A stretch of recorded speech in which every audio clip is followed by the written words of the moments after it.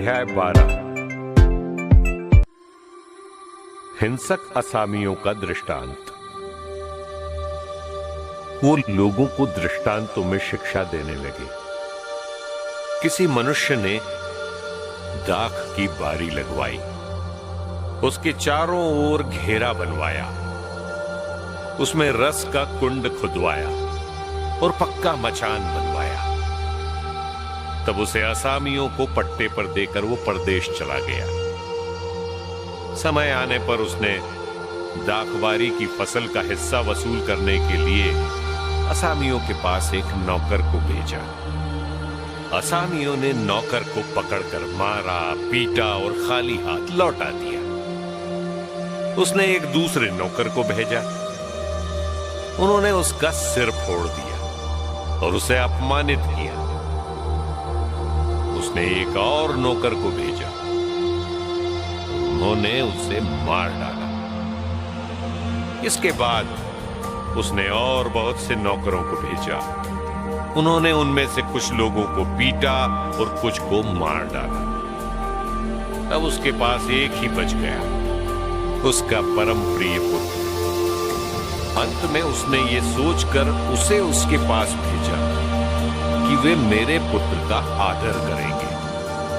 किंतु उन असामियों ने आपस में कहा, ये तो उत्तराधिकारी है, चलो हम इसे मार डालें और इसकी विरासत हमारी हो जाएगी। उन्होंने उसे पकड़कर मार डाला और दाखबारी के बाहर फेंक दिया। दाखबारी का स्वामी क्या करेगा? वो आकर उन असामियों का सर्वनाश करेगा और अपनी दाखबारी दूसरों को सौंप देगा। क्या तुम लोगों ने धर्म ग्रंथ में ये नहीं पढ़ा? कारीगरों ने जिस पत्थर को बेकार समझकर निकाल दिया था, वही कोने का पत्थर बन गया है। ये प्रभु का कार्य है। ये हमारी दृष्टि में अपूर्व है। वे समझ गए कि ईसा का ये दृष्टांत हमारे ही विषय में है और उन्हें गिरफ्तार करने का उपाय ढूंढने लगे। किंतु वे जनता से डरते थे और उन्हें छोड़कर चले गए। कैसर का कर। उन्होंने ईसा के पास कुछ फरीसियों और हेरोदियों को भेजा, जिससे वे उन्हें उनकी अपनी बात के फंदे में फंसाए। वे आकर उनसे बोले, गुरुवर, हम ये जानते हैं कि आप सत्य बोलते हैं और किसी की परवाह नहीं करते। आप मुंह देखी बात नहीं करते, बल्कि सच्चाई से ईश्वर के मार्ग की शिक्षा देते हैं। कैसर को कर देना उचित है या नहीं? हम दें या नहीं दें? उनकी धूर्तता भांपकर ईसा ने कहा, मेरी परीक्षा क्यों लेते हो? एक दीनार लाकर मुझे दिखलाओ। वे एक दीनार लाए और ईसा ने उनसे पूछा, ये किसका चेहरा और किसका लेख है? उन्होंने उत्तर दिया, कैसर का। इस पर ईसा ने उनसे कहा, जो कैसर का है उसे कैसर को दो, और जो ईश्वर का है उसे ईश्वर को। ये सुनकर वे बड़े अचंभे में पड़ गए। पुनरुत्थान का प्रश्न। इसके बाद सदूकी उनके पास आए। उनकी धारणा है कि पुनरुत्थान नहीं होता। उन्होंने ईसा के सामने प्रश्न रखा, गुरुवर, मूसा ने हमारे लिए यह नियम बनाया, यदि किसी का भाई अपनी पत्नी के रहते निसंतान मर जाए तो वो उसकी विधवा को ब्याह कर अपने भाई के लिए संतान उत्पन्न करे। 7 भाई थे। पहले ने विवाह किया और वो निसंतान मर गया। दूसरा उसकी विधवा को ब्याह कर निसंतान मर गया। तीसरे के साथ भी वही हुआ और 7 भाई निसंतान मर गए। सबके बाद वो स्त्री भी मर गई। जब वे पुनरुत्थान में जी उठेंगे तो वो किसकी पत्नी होगी? वो तो 7 की पत्नी रह चुकी है। ईसा ने उन्हें उत्तर दिया, कहीं तुम लोग इसलिए तो भ्रम में नहीं पड़े हुए हो कि तुम न तो धर्म ग्रंथ जानते हो और न ईश्वर का सामर्थ्य। क्योंकि जब वे मृतकों में से जी उठते हैं तब न तो पुरुष विवाह करते और न स्त्रियां विवाह में दी जाती है, बल्कि वे स्वर्ग दूतों के सदृश होते हैं।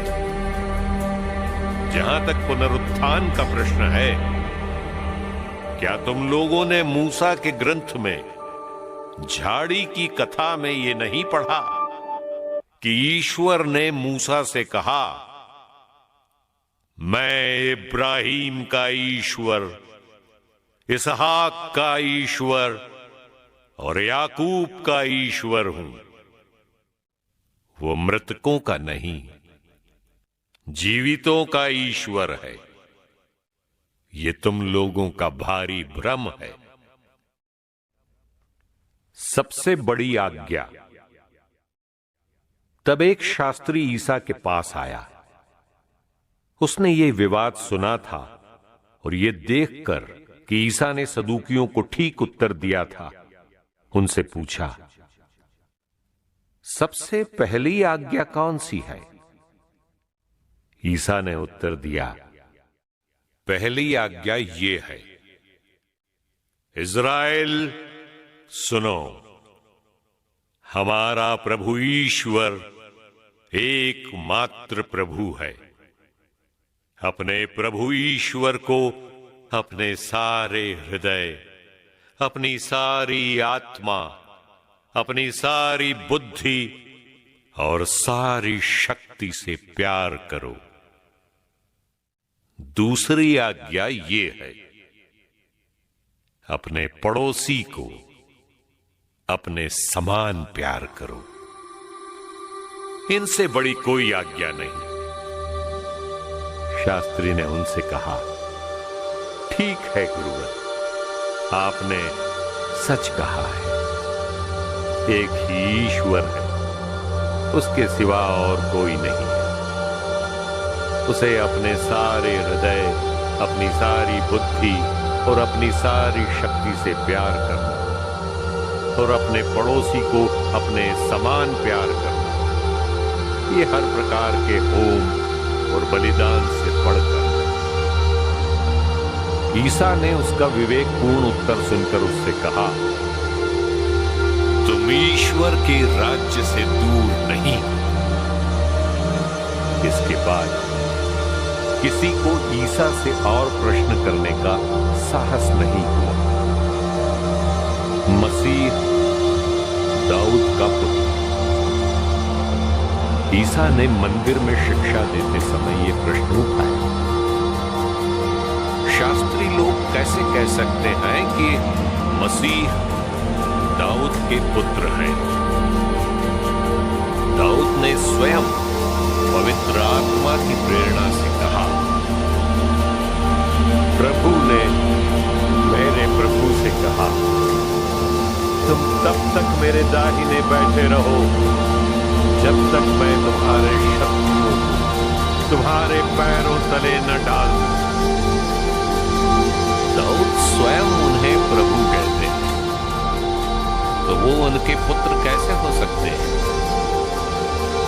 एक विशाल जनसमूह बड़ी रुचि से ईसा की बातें सुन रहा था।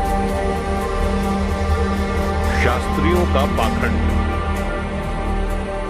ईसा ने शिक्षा देते समय कहा, शास्त्रियों से सावधान रहो। लंबे लबादे पहनकर टहलने जाना बाजारों में प्रणाम प्रणाम सुनना, सभागृहों में प्रथम आसनों पर और भोजों में प्रथम स्थानों पर विराजमान होना, ये सब उन्हें बहुत पसंद है।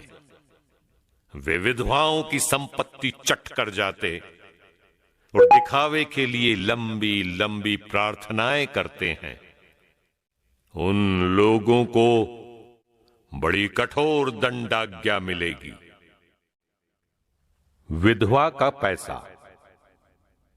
ईसा खजाने के सामने बैठकर लोगों को उसमें सिक्के डालते हुए देख रहे थे।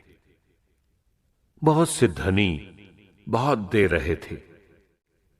एक कंगाल विधवा आई और उसने 2 अधेले अर्थात 1 पैसा डाल दिया। इस पर ईसा ने अपने शिष्यों को बुलाकर कहा, मैं तुमसे यह कहता हूं, खजाने में पैसे डालने वालों में से इस विधवा ने सबसे अधिक डाला है, क्योंकि सब ने अपनी समृद्धि से कुछ डाला, परंतु इसने तंगी में रहते हुए भी जीविका के लिए अपने पास जो कुछ था वो सब दे डाला।